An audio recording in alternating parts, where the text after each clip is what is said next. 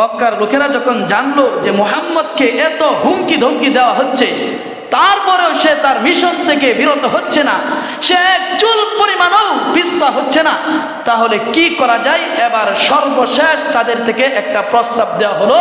মক্কার কুফারদের মধ্যে সব থেকে চতুর নেতা উতবা ইবনে রবিয়াকে এই বলে প্রস্তাব দেওয়া হলো যে মুহাম্মদকে গিয়ে তুমি বলবা দুনিয়ার প্রলোভন, দুনিয়ার লোভ লালসা, নারী, টাকা পয়সা, বাদশা ইত্যাদি যদি সে চায়, আমরা সবগুলো দিতে প্রস্তুত আছি, তথাপি সে যেন এই ইসলামের দাওয়াত থেকে, আল্লাহর দিকে মানুষকে দাওয়াত দেওয়া থেকে বিরত থাকে। এই বলে তারা উতবা ইবনে রবিয়াকে আল্লাহ রাসূল সাল্লাল্লাহু আলাইহি ওয়াসাল্লামের কাছে পাঠালো। প্রাণের ভাইরা আমার, খুব গভীরভাবে আলোচনাটা শুনবেন। উতবা ইবনে রবিয়া আল্লাহর রাসূল সাল্লাল্লাহু আলাইহি ওয়াসাল্লামকে দুনিয়ার লোভ লালসা দেখানোর জন্য আল্লাহ রাসূল সাল্লাল্লাহু আলাইহি ওয়াসাল্লামের কাছে গেল।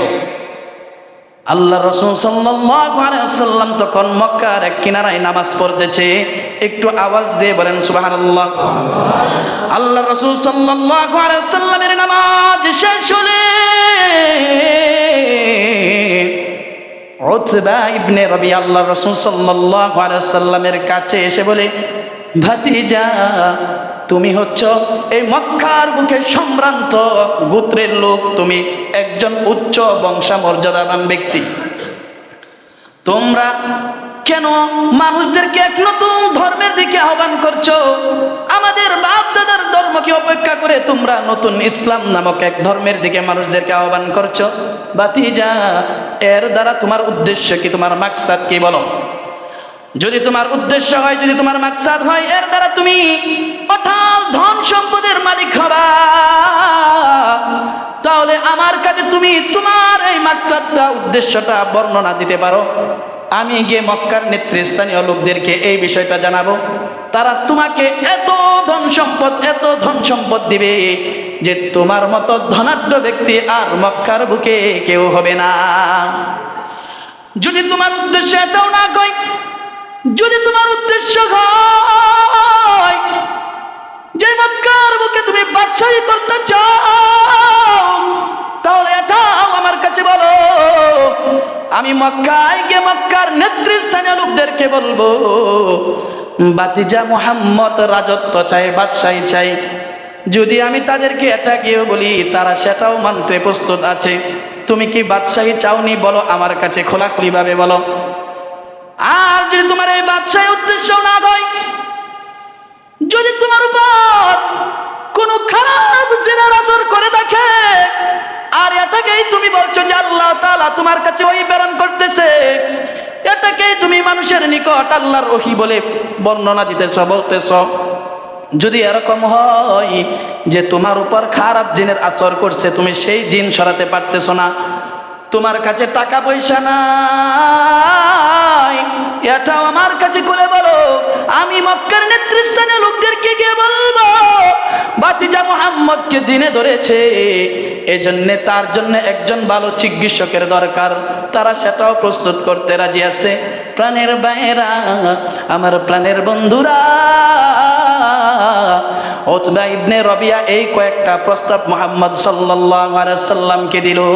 মুহাম্মদ সাল্লাল্লাহু আলাইহি সাল্লাম কোনো কথা বলে না,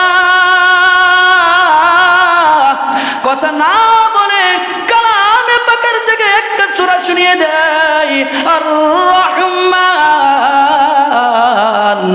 আল্লামাল কুরআন খালাকাল ইনসানা আল্লামাহুল বায়ান। উতবা ইবনে রবিয়াকে কালামুল্লাহ থেকে শুধু একটা সূরা শুনিয়ে দিল। উতবা ইবনে রবিয়া হতভম্ব হয়ে গেল, হাই হাই, মুহাম্মদ এটা কি শোনালো? ইতিপূর্বে তো এমন গ্রন্থ আমি শুনি নাই, এমন বাণী তো শুনি নাই। উতবা ইবনে রবিয়া আর এখানে রইল না, সাথে সাথে মক্কায় গিয়ে নেতৃস্থানীয় লোকদেরকে বলে, এরে মক্কার কাফেররা, এরে আমার গোত্রের লোকেরা, মুহাম্মদ আজকে আমাকে যে বাণী শুনিয়েছে, মুহাম্মদ আজকে যে গ্রন্থ আমাকে আমি এমন গ্রন্থ শুনি নাই। এটা কোনো দুনিয়ার মানুষের কথা হতে পারে না, এটা কোনো দুনিয়ার মানুষের কবিতা হতে পারে না, এটা সরাসরি ঐশী বাণী মহান আল্লাহ তাআলার কালাম। চিৎকার করে বলেন সুবহানাল্লাহ। উতবা ইবনে রবিয়া তিনটা প্রস্তাব আল্লাহ রাসূল সাল্লাল্লাহু আলাইহি সাল্লামকে দিয়েছে যে মুহাম্মদ, তুমি আমাদের মাঝে যে নতুন ধর্মে দাওয়াত দিচ্ছ, এর দ্বারা যদি তোমার মাকসাদ হয় যে তুমি অটাল ধন সম্পদের মালিক হতে চাও, তাহলে এটা আমার কাছে খুলে বলো। আমি মক্কার লোকদেরকে গিয়ে বলবো তোমার জন্য তারা এত ধন সম্পদের স্তূপ করে দিবে যে তোমার মতো মক্কার বুকে আর কোনো ধনাঢ্যবান ব্যক্তি হবে না। যদি এটাও তোমার উদ্দেশ্য না হয়, যদি তোমার উদ্দেশ্য এরকম হয় যে তুমি মক্কার বুকে বাদশাহী চাও, যে তুমি বাদশাহ হবা, তোমার হুকুমে সবকিছু চলবে, আমরা এটাও মেনে নিতে প্রস্তুত আছি, তুমি বলো। আর যদি তোমার উপর খারাপ জিনের আসর করে থাকে, আর সেই জিনের কথাবার্তায় তুমি বলছো যে মহান আল্লাহ তাআলা ঐশী বাণী ওহী বলে মানুষদের মাঝে প্রচারণ করছো, তাহলে এটাও খুলে বলো। আমরা তোমার জন্য এরকম একজন চিকিৎসকের ব্যবস্থা করব যে সে তোমাকে সুস্থ করে তুলবে। আল্লাহ রাসূল সাল্লাল্লাহু আলাইহি ওয়াসাল্লাম তার এই তিন কথার কোনো কথার জবাবই দেয় নাই, শুধু খালি মহান গ্রন্থ কালামে পাক থেকে একটা সূরা শুনিয়ে দিয়েছে।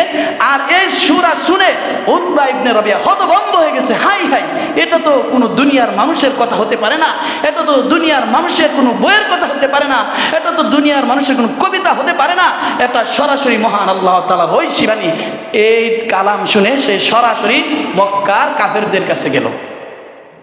কাফেরদের কাছে গিয়ে উতবা ইবনে রবিয়া বলে, আমার গোত্রের লোকেরা, আজকে আমি মুহাম্মদ সাল্লাল্লাহু আলাইহি ওয়াসাল্লাম থেকে যে বাণী শুনেছি, এটা কোনো সাধারণ মানুষের কথা না, এটা কোনো মানুষের কবিতা না, এটা কোনো মানুষের জাদুঘরের কোনো কথা না।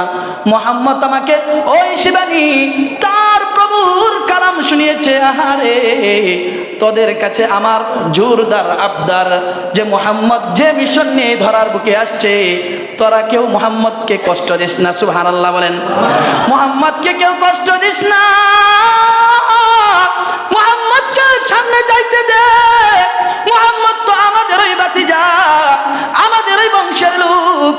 এই দাওয়াত দিতে সে মানুষকে তার দিকে আকৃষ্ট করে, যদি সে মক্কার বুকে, যদি সে মক্কার কাফেরদের উপর যদি সে বিজয় হয়, তাহলে তার বিজয় মানে আমাদের এই বিজয়, সে আমাদের ভাতিজা। আর যদি সে পরাজিত হয়, তাহলে আমাদের তো আর কিছু করতে হলো না, এমনি এমনি সে পরাজিত হয়ে গেছে। সাবধান সাবধান, তোরা কেউ আর মুহাম্মদকে কষ্ট দিস না। এবার মক্কার কাফেররা বলতে লাগলো, বুঝছি